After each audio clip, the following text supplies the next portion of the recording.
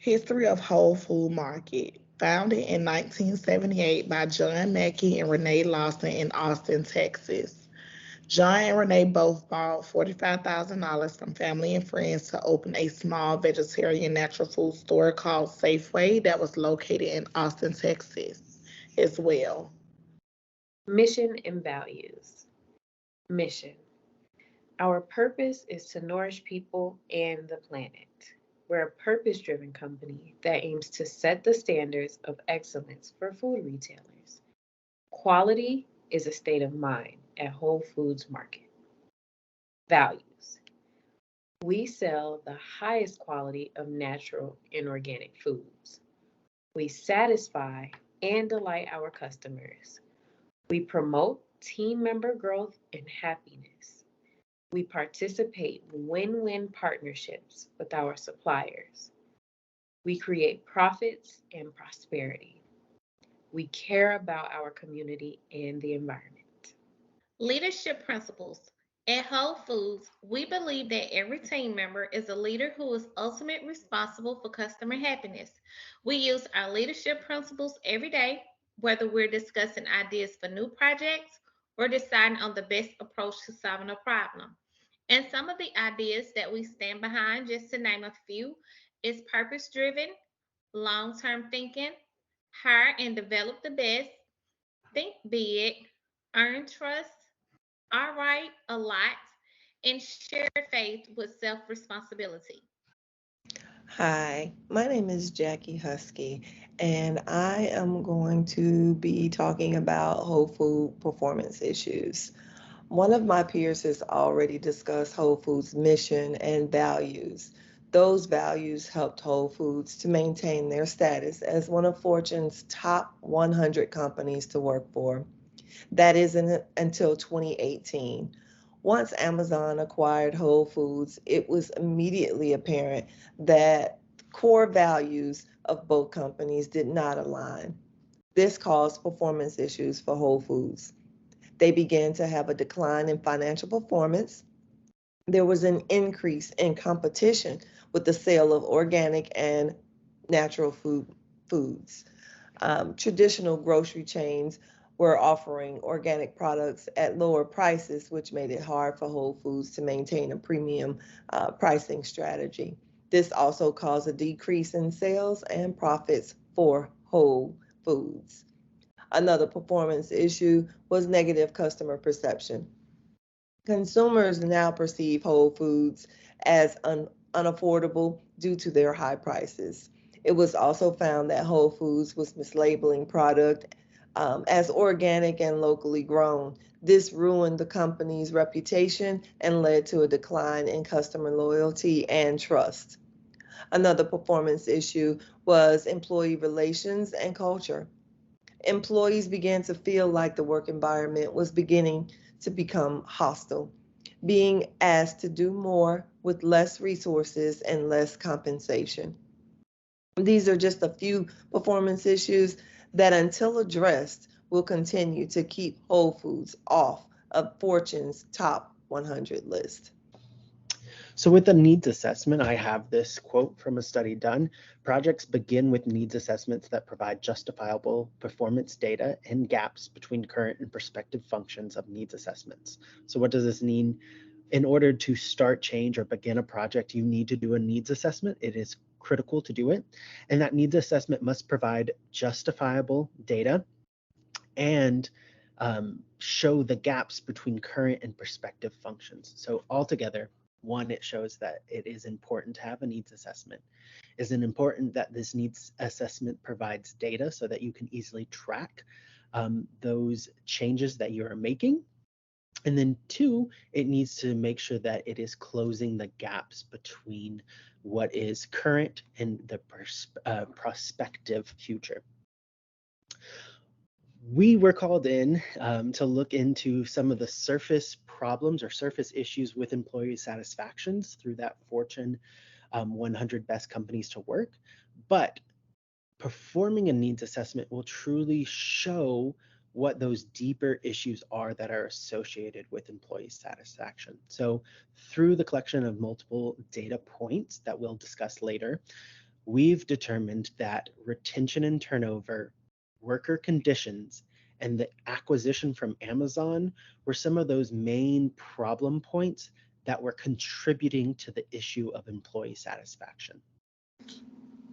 At Whole Foods Market, the entire company culture shifted when the big merger with Amazon was implemented. As mentioned before, with performance issues, Whole Foods Market not making the Fortune's top 100 list since 2018 is not much of a coincidence.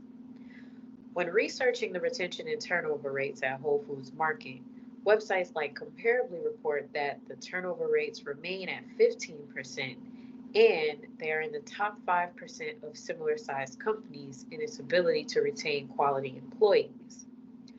44% of employees report that they would not leave Whole Foods Markets despite being offered more money. 79% are actually eager to work every day, and 74% feel like the company is doing the best that they can to keep them. 26% of employees are considering other opportunities, and Whole Foods has a score of 81 out of 100 for retention as a whole. In the International Journal of Environmental Research and Public Health, there was an article that focused on employee retention. And it states that job stress and supervisor support play a big part in companies' retention and turnover rates. The researchers posed hypotheses and conducted surveys that proved their initial assumptions to be true. Workload, environment, role conflicts, all related to job stress, and relationships with coworkers and superiors related to supervisor support will all impact employee turnover rates. While these numbers are quite exceptional for a company of its size, how do the employees really feel? What really happened to Whole Foods and their stakeholders following the merger with Amazon? In August of 2017, Whole Foods was acquired by Amazon. This acquisition was supposed to bring on a new and more improved Whole Foods. There were significant positive changes that were for the company, which included lowering prices to attract price-conscious shoppers. During my research, it was found that product is now 43% cheaper and customer traffic has increased 25% because of those lower prices. Integration with Amazon Prime, which allowed additional price reduction for Prime members, online grocery delivery expansion, technology integration such as Alexa voice assistants, and an increase in Amazon on-the-go stores where they were cashierless. Enhanced data analytics, which allowed for personalized product recommendations. However, integrating the two companies also came with challenges and opportunities. Hours were cut for full-time employees. Nearly 2,000 part-timers lost medical benefits. Stock options were no longer offered to non-management employees, and Whole Foods struggled to adapt to all of these new changes. It ended up resulting in a disruption in supply chain management and operational efficiency. The loyal Whole Food consumer base began to express concerns about the quality of food and the impact that Amazon has on company values. Customer service was on the decline and was no longer a priority. There were labor and budget cuts, but an increase in workloads. As once stated in the article, Amazon's acquisition of Whole Foods, Barclays analyst Karen Short pointed out how Whole Foods' notoriously nonchalant culture could change and the employees may have to face cultural shock. That is exactly what happened when Amazon acquired Whole Foods. Whole Foods is known as a high-end health food store offering organic, non-GMO foods and a variety of specialty items.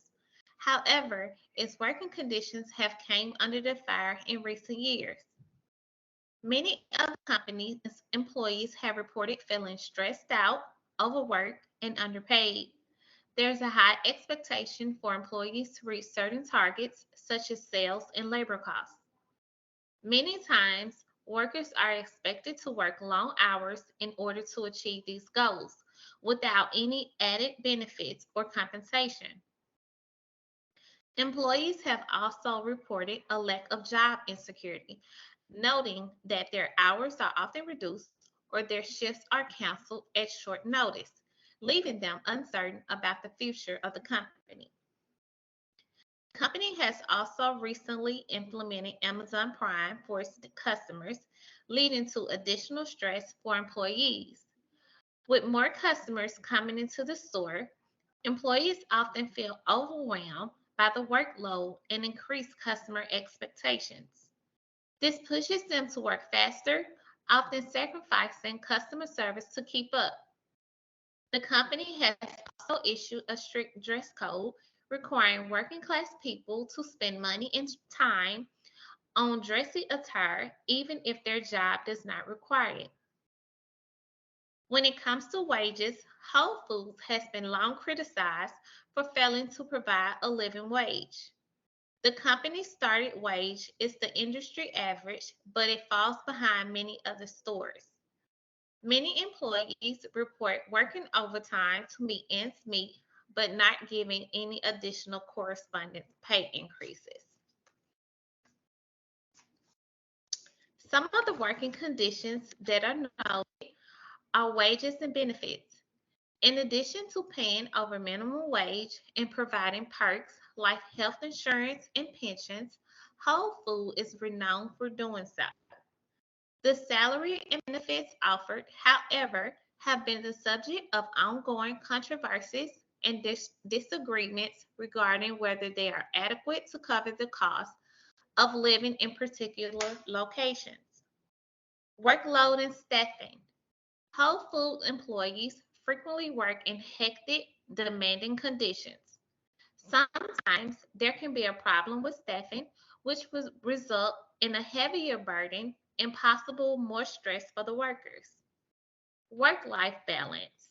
Whole Foods location, like many other retail settings, may force staff to work hectic hours, especially on the weekends and holidays, which can interfere with their work life balance and possible have an adverse effect on staff wellness. Employee engagement and communication. A positive workplace can be created by keeping the lines of communication open, encouraging employee engagement, making sure that the staff members have the chance to voice their opinions, issue feedback, and take part in decision making that helps promote feeling of belonging and involving. As I stated earlier, there are multiple ways that we collected data to determine those three main issues: the retention and turnover, Amazon acquisition, and worker conditions. The ways that we collected that data is by surveys, interviews, focus groups, observations, and existing data analysis. So those surveys, we provided surveys to employees so that we can get their direct feedback. This would be anonymous so that they can truly express some of their concerns or beliefs. We conducted interviews, one-on-one interviews with employees that are open-ended questions. It allowed us to get a little bit more information and to ask questions to fully understand a problem that might be addressed in some of those surveys. We had some focus groups. We decided to do these as a virtual group so that no one was disrupted in their areas of work, not having to come to a headquarters in Houston or anything like that. But we made sure to include multiple representatives from different regions that Whole Foods served and within different departments within Whole Foods, so that we could get a full picture across the whole organization and not just specific groups. We also provided observations. So we did direct observations of employees in their work environment so that we can see their behaviors and their overall engagement with the organization. This provides wonderful insights that you might not be able to see through the other methods, such as focus groups, interviews, and surveys. And finally, we used existing data and kind of analyzed that. So again, the main reason we were called in was to help the employer get back on that Fortune 100 best places to work. And so that included that Fortune magazine had some of its own data that it collected through Great Places to Work. They use a trust model and a survey that goes out to employees so that they can determine who are these 100 best places to work. So we were able to use that information and go through that. They mostly look on credibility, respect, fairness, pride, and camaraderie in the workplace to determine who is the best company to work for. Recommendations to improve the company includes carefully considering the hiring process, which means the role and job description will be clear and concise to ensure the candidate is a great fit. Compensation and benefits. Offer a competitive salary and benefits. Recognize and reward employees, which includes shout outs and tangible rewards. Flexibility and work-life balance, which would include schedules that are available around the clock to fit everyone's needs. Employee engagement, which would include anonymous surveys. And also opportunities to develop, grow, and recognize employees.